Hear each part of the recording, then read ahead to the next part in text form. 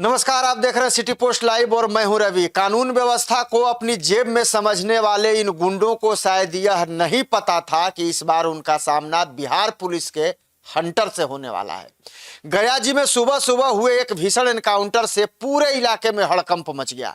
जो अपराधी 45 लाख रुपए के सोने की डकैती डालकर खुद को शहंशाह समझ रहे थे, आज पुलिस ने उन्हें खदेड़ खदेड़ कर घुटनों पर ला दिया है।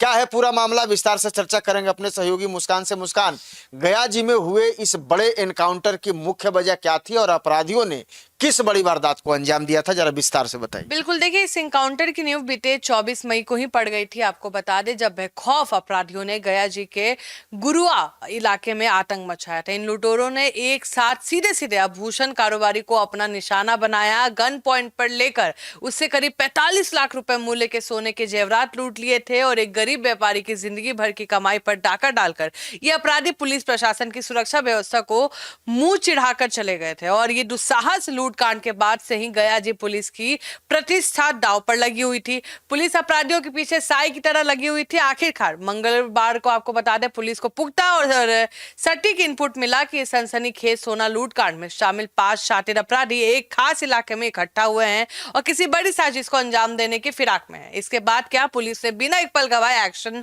लेने का फैसला किया। बिल्कुल, अब पुलिस को सूचना मिलेगी तो पुलिस तो एक्शन लेगी और यहाँ भी हुआ है।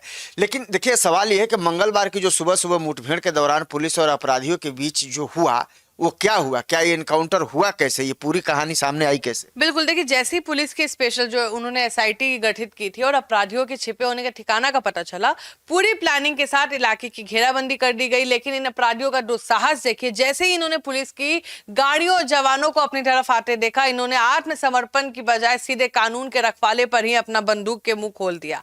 अपराधियों की तरफ पुलिस की टीम पर ताबड़तोड़ फायरिंग शुरू कर दी गई। सोचिए, बिहार में अपराधियों के हौसले इतने बुलंद है कि पुलिस पर गोली चलाने से भी नहीं हिचकते हैं। लेकिन इस बार पुलिस टीम भी पूरी तैयारी के साथ गई थी। बदमाशों की तरफ से गोली चलते ही पुलिस ने तुरंत मोर्चा संभाला और जवाबी कार्रवाई में फायरिंग कर दिया। आपको बता दें, पुलिस ने अपराधियों को चारों तरफ से खदेड़ना शुरू किया, आत्मरक्षा में गोलियां बरसाई, जिसके बाद पूरा इलाका गोलियों की गूंज से दहल उठा। उनको अंदाजा भी नहीं होगा कि पुलिस भी पूरी तैयारी के साथ आई है। लेकिन देखिए, सवाल अब यह है कि पुलिस की इस जवाबी कार्रवाई में किन किन अपराधियों को गोली लगी है और उनके शरीर पर कितनी गोलियां लगी हैं, इस पर भी कुछ अपडेट्स है। देखिए, पुलिस की कड़क जवाबी कार्रवाई के सामने लुटेरे की सारी हैकरी चंद मिनटों में हवा हो गई।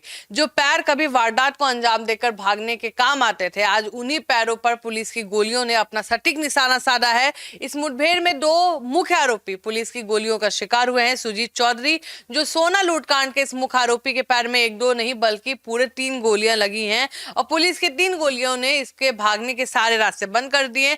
दूसरा आपको बता दें, उसका नाम है मल्ला।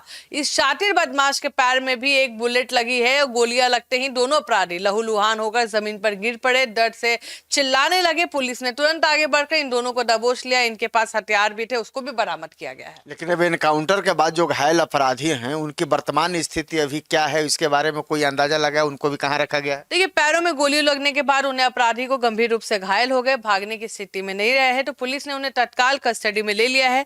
कानून के मुताबिक कार्रवाई करते हुए पुलिस टीम ने दोनों घायल बदमाशों को, सुजीत चौधरी और मल्ला, दोनों का इलाज गया जी के मगध मेडिकल हॉस्पिटल में भर्ती कराया है और अस्पताल के चारों तरफ पुलिस का कड़ा पहरा बैठा हुआ है ताकि कोई परिंदा भी पर ना मार सके। और आपको बता दें, डॉक्टर की रेख में कहीं ना कहीं इन दोनों लुटेरों को देखा जा रहा है और जैसे ही डॉक्टर इन्हें फिट घोषित करेंगे, फिर पुलिस इन्हें वापस अनफिट करने के लिए तैयार हो जाएगी। आपको बता दें, रिमांड पे लेने के लिए पुलिस चाह रही है ताकि लूटे गए 45 लाख के सोने की 100% बरामदगी कर सके और इस सिंडिकेट का भंडाफोड़ हो सके। बिल्कुल, मेन तो उद्देश्य वही है। अभी तो सोना बरामद नहीं हुआ है, केवल अपराधी पकड़े गए हैं। लेकिन अब सवाल यह है कि इस एनकाउंटर के दौरान कुल कितने अपराधी मौके से फरार होने में भी कामयाब रहे और पुलिस को क्या लग रहा है, अब पुलिस का अगला कदम क्या होगा? देखिए, इस पूरी मुठभेड़ के दौरान कुल 5 अपराधी पुलिस के निशाने पर थे, लेकिन पुलिस ने जब जवाबी फायरिंग शुरू की और सुजीत और मल्ला को ही गोली लगी, तब उसका फायदा उठाकर 3 जो अन्य शातिर अपराधी थे मौके से भागने में सफल रहे। ये पुलिस की सुरक्षा के लिहाज से एक चुनौती जरूर था, लेकिन 3 बंदूकधारी अपराधी अभी भी खुलेआम बाहर घूम रहे हैं। लेकिन गया जी पुलिस ने साफ कर दिया है कि खेल अभी खत्म नहीं हुआ है।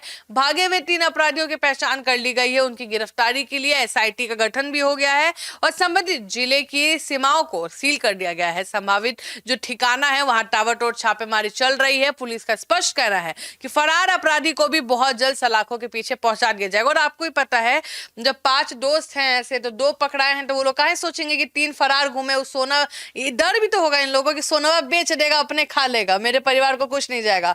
तो वही दोनों जब रिमांड में आएंगे रवि जी, तो उसी टाइम ये लोग मुंह खोलेंगे और अपने दोस्त को पकड़वा देंगे।